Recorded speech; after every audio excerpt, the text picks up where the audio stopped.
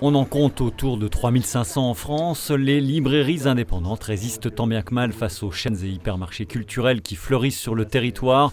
La région Grand Est leur consacre un coup de projecteur durant 2 semaines, en prenant en charge notamment et financièrement des événements tels cette dédicace à Épinal samedi dernier, au sein de cette enseigne 100% BD, unique dans le département des Vosges, qui a tenté et réussi son pari en trouvant son modèle économique dans une ville moyenne de province.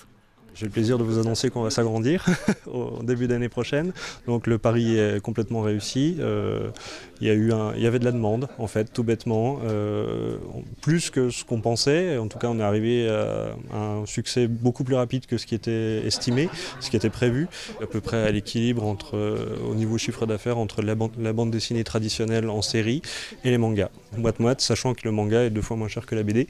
Ça vous donne une idée du volume du manga par rapport à la BD. Point de manga, mais bien la veine de la BD franco-belge chez ce duo invité samedi donc à venir dédicacer le 3e opus de Saint-Elme, une série à succès dont l'idée est née au Festival d'Angoulême en 2018.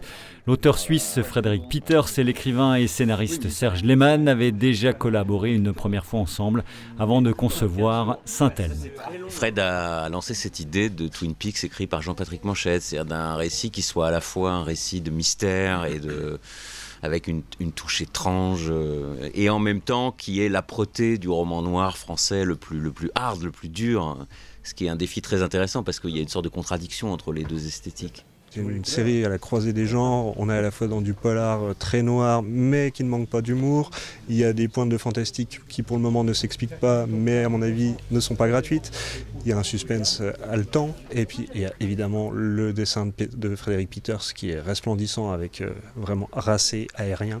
Et surtout il a fait un choix assez surprenant de couleurs très tranchées, vraiment violente visuellement et cette combinaison fait que ça marche du feu de Dieu. Et après, le piège de ce genre de récit, c'est de finir sur des fins ouvertes où rien ne se résout et en fait tout s'est passé à l'intérieur de l'œil d'une grenouille, vous voyez. Mais nous on va pas faire ça. Non. Et on s'est dit C'est ce que vous n'allez pas faire.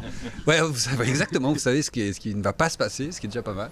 On n'en saura pas plus sur les 2 tomes qui viendront boucler la série d'ici 1 an. Exemple parmi d'autres, quoi qu'il en soit, de la vitalité du 9e art dont la production ne cesse de s'étoffer. En tant que lecteur, c'est formidable, parce qu'on n'a jamais eu autant de titres différents. En tant que professionnel, c'est plus compliqué. Cette profusion fait qu'on est noyé sous le nombre de nouveautés. Ils sortent 5000 BD par an, toujours confondus, un manga y compris. Moi, j'en lis à peu près 500-600. Ce secteur de la bande dessinée qui ne s'est jamais aussi bien porté en France avec 890 millions d'euros de chiffre d'affaires pour 85 millions d'ouvrages vendus en 2021.